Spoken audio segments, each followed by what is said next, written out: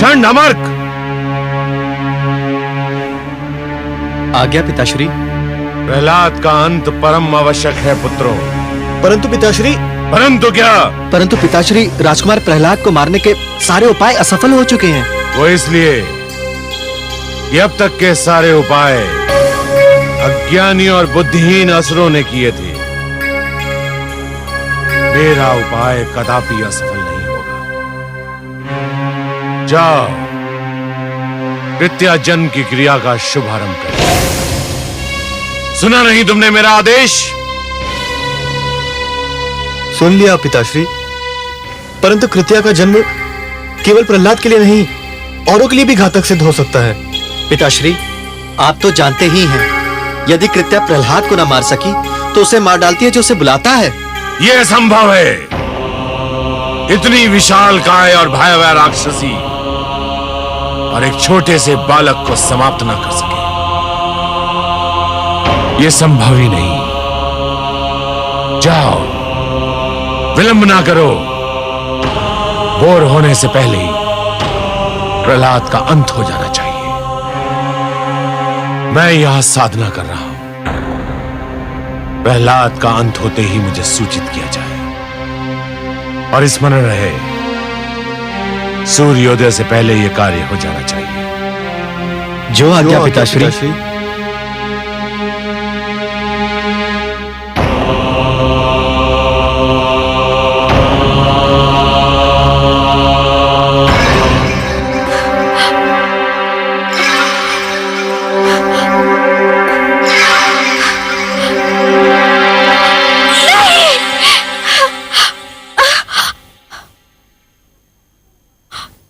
क्या हुआ महारानी? क्या आपने कोई भयानक सपना देख लिया? लगता है मेरे पुत्र के प्राण भी संकट में है। आपका ध्यान राजकुमार में है, इसीलिए आप सोते में भी उन्हीं के विषय में सोच रही होंगी। राजकुमार तो गुरुकुल में है, भला वहां उनके प्राण को क्या संकट हो सकता है? पता नहीं, परंतु मैं बहुत व्याकुल हूँ। सो जाइए महारानी, उन्हें कुछ नहीं होगा। गुरुजन उनकी सुरक्षा का आश्वासन दे चुके हैं। हाँ, ठीक कह रही हो तुम। लगता है मैंने कोई भयानक स्वप्न देखा था।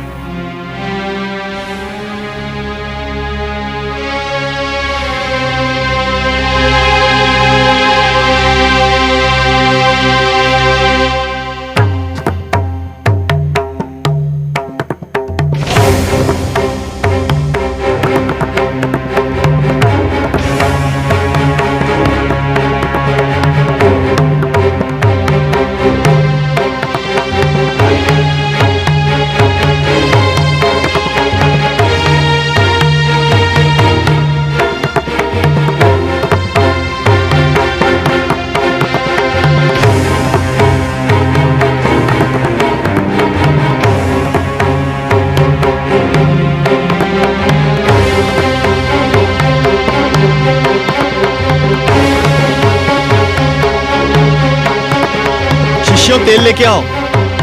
आओ, जल्दी आओ। आओ, शीघ्र आओ।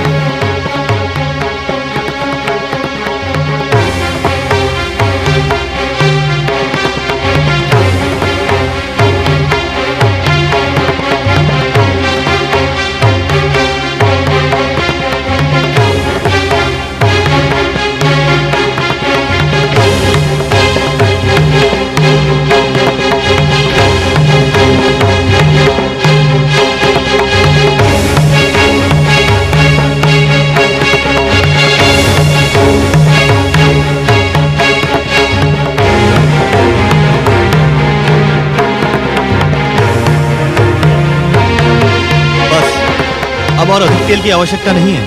हाँ शिष्यों, तुम दूर उधर जाकर खड़े रहो। जाओ जाओ।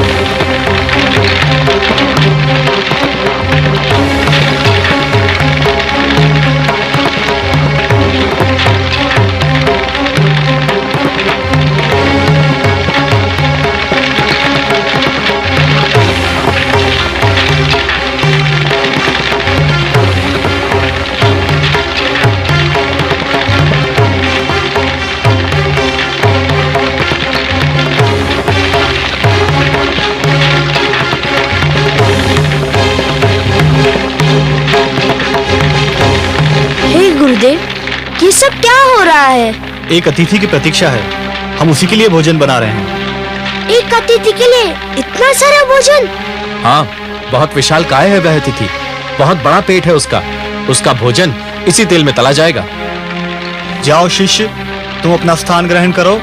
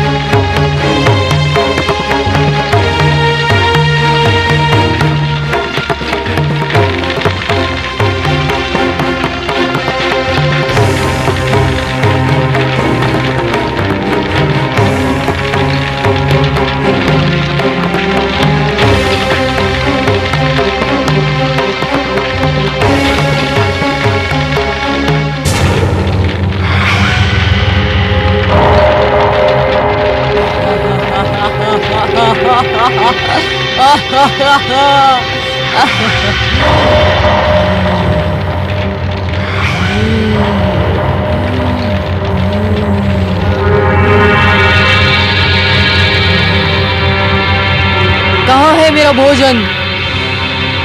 मेरा भोजन कहाँ है?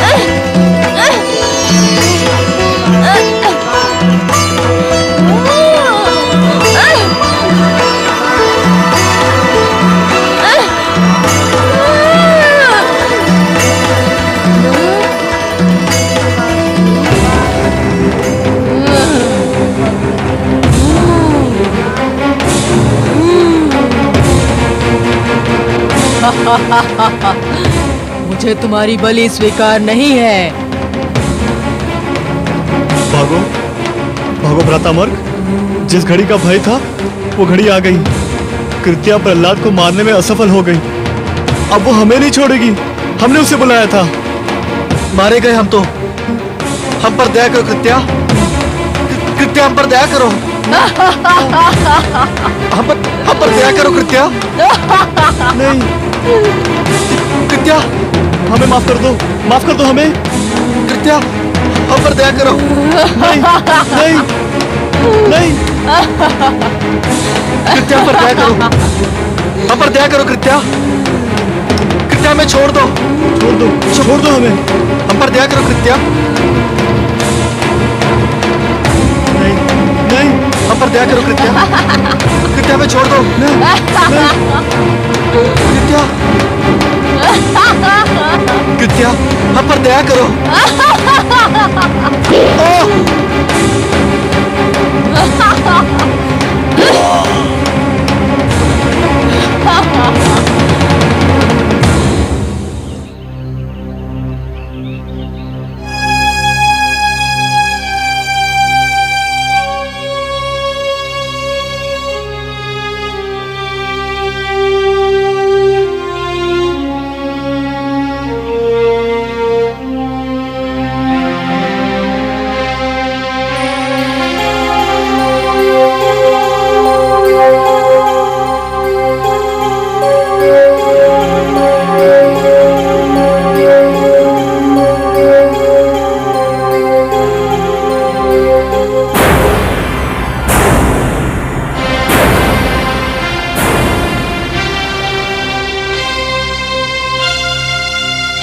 गुरुशान, गुरु मार्ग।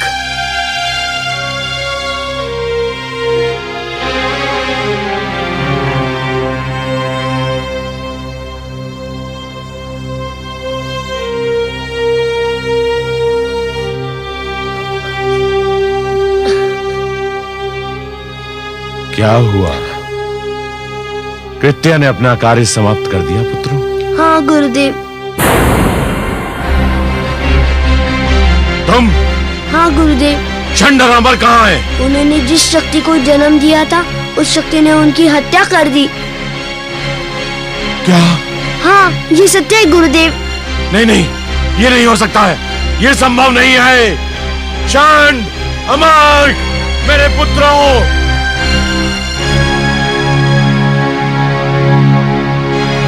चंड, अमर!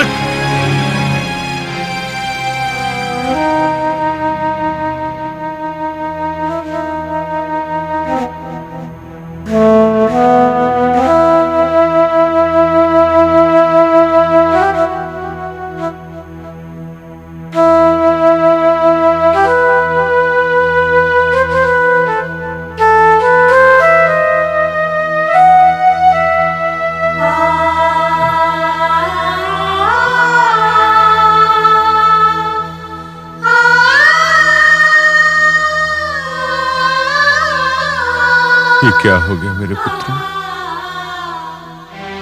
ये क्या हो गया? मुझे अकेला छोड़कर इस दुख सागर में डुबोकर तुम कहां चले गए? हे मेरे होनहार पुत्रों, मैंने तुमसे क्या क्या आशाएं बांध रखी थी। तुम्हारे रूप में मैं शुक्र वंश का यश देखता था। तुम जीवित थे तो मुझे विश्वास था कि मेरा वंश जीवित रहेगा, फलेगा फूलेगा। मेरे कार्य को तुम आगे बढ़ाओगे। पर ये सब क्या हो गया? मुझे तनिक भी अनुमान नहीं था कि कृत्या के विषय में जो तुमने भय प्रकट किया था वो सत्य में सिद्ध हो सकता है। मैं तुम दोनों को संजीवनी मंत्र से जीवित भी नहीं कर सकता। संजीवनी मंत्र तो केवल युद्ध में मारे गए, दुर्घटना में आहत और महारोग से ग्रसित को ही जीवित कर सकता है। तांत्रिक शक्तियों द्वारा मारे हुओं के लिए वे प्रभावहीन हैं। मैं विष्णु भक्तों का वंश मिटाना चाहता था, परंतु इस दुष्ट बालक ने मुझे कहीं का ना रखा। मेरी विद्या मेरे किसी काम ना आई। मेरी विद्या मेरे किसी काम ना आई।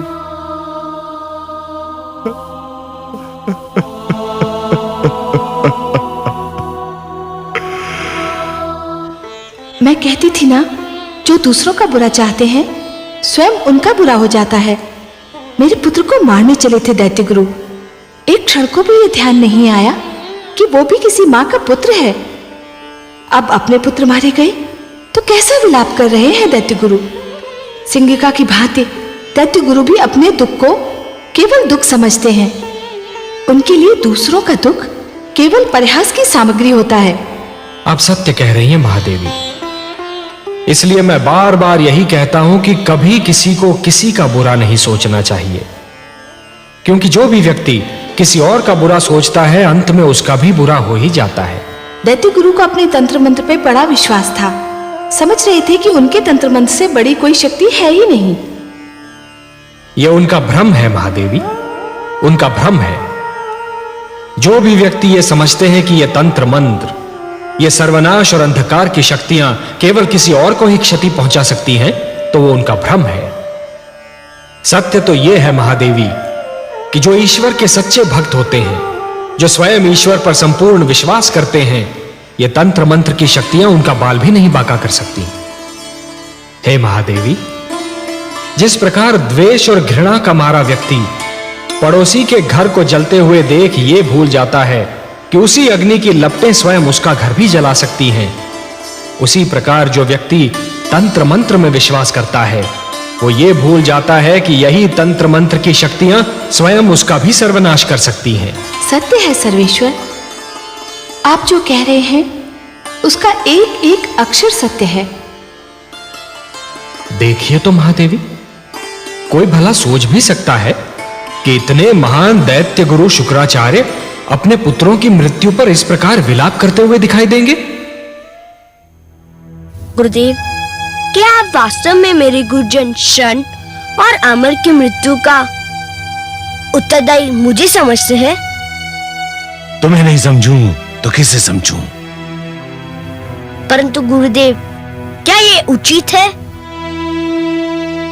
उचित हो या अनुचित, पर सत्य यही है कि तुम्हारे ही कारण मेरे पुत्रों के प्राण गए, तुम्हारे ही कारण मेरी प्रतिष्ठा पर प्रश्न चिन्ह लग गया, तुम्हारे ही कारण समस्त असुर लोक का अस्तित्व संकट में पड़ गया।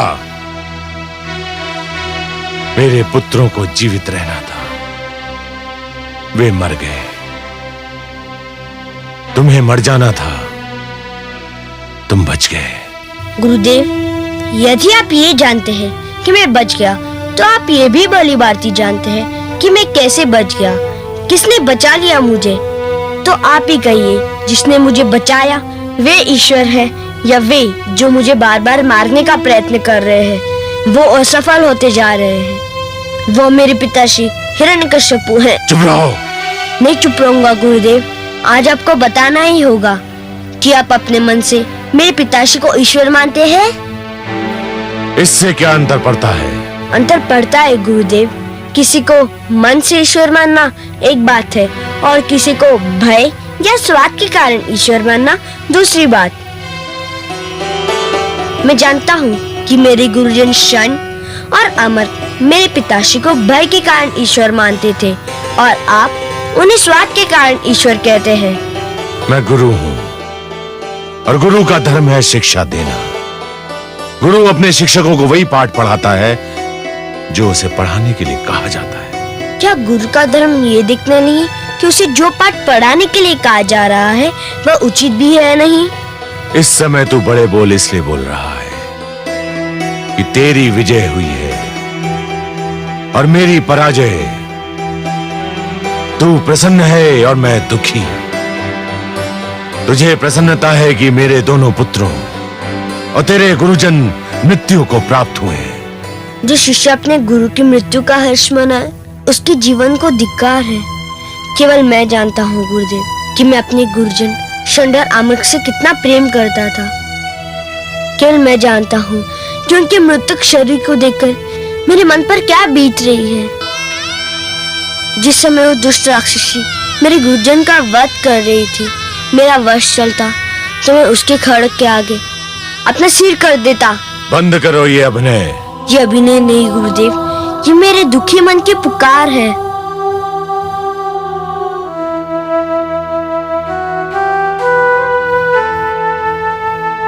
हे वासुदेव, हे पद्मनाभ, हे नीलकांत, हे विष्णु, यदि मेरी भक्ति में कोई खोट नहीं है, मेरी श्रद्धा में कोई मैल नहीं है, मेरी उपासना में कोई स्वार्थ नहीं है, मेरे गुरुजन को जीवन दान देकर मेरे माथे से ये कलंक मिटा दीजिए कि मैं अपने गुरुजन की मृत्यु का कारण हूँ। उनके जीवन का अंत इसलिए हुआ कि आपको मेरा जीवन बचाना था।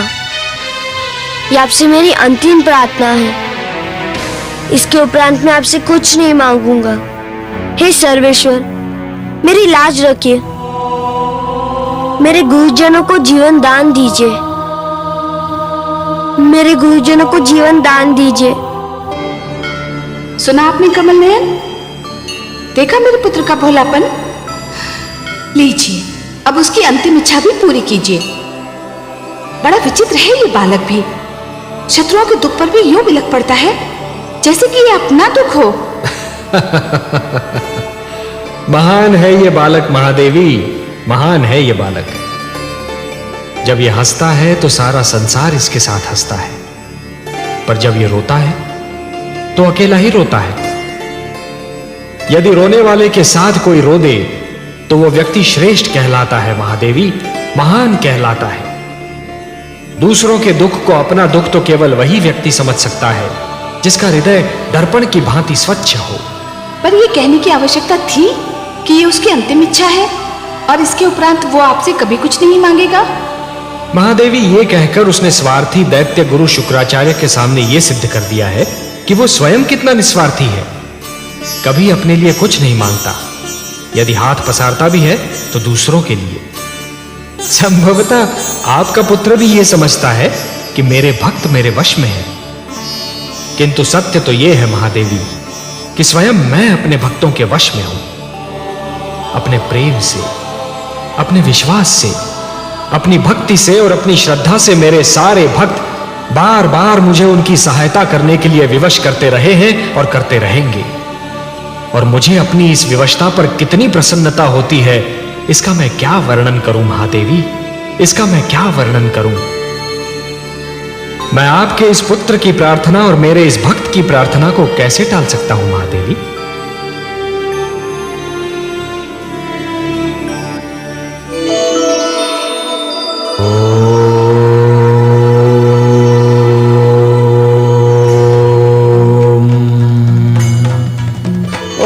नमो भगवते वासुदेवाय। ओम नमो भगवते वासुदेवाय। ओम नमो भगवते वासुदेवाय।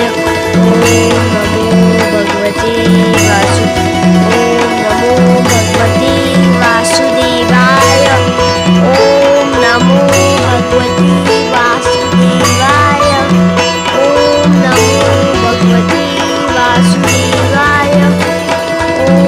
नमो भगवते वासुदेवाय। ओम नमो भगवते वासुदेवाय। ओम नमो भगवते वासुदेवाय। ओम नमो भगवते वासुदेवाय। ओम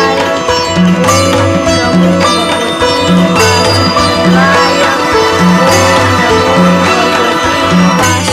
वासुदेवाय। ओम नमो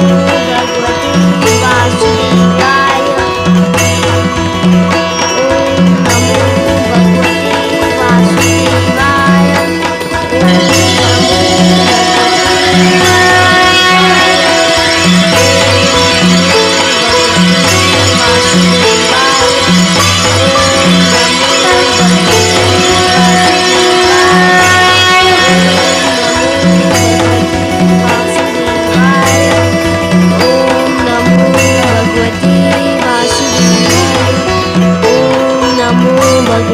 वासुदेवाय। जीवित हो गए। ओम नमो भगवते वासुदेवाय। शरण। ओम नमो अमर्क। भगवते वासुदेवाय। ओम नमो भगवते शिष्य प्रहलाद। वासुदेवाय। राजकुमार, हे विष्णु, आपको कोटि कोटि धन्यवाद। षंड, अमर्क, सुना नहीं तुमने? मैंने तुम्हें बुलाया। इधर आओ, ये मेरा आदेश है।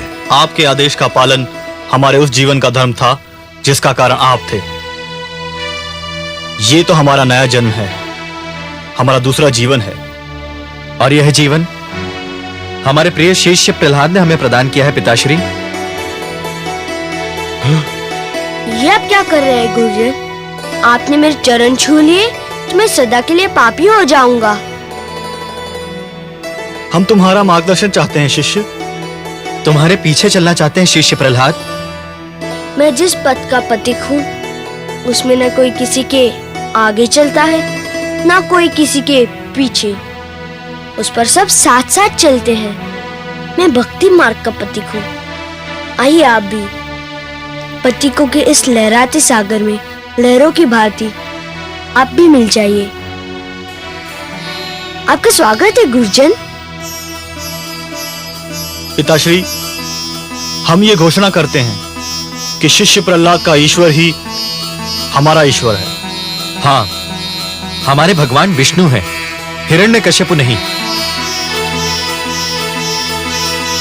धन्य है गुरुजन, आपने सत्य की राह देख ली। अब आप जो भी शिक्षा देंगे वो सच्ची शिक्षा होगी।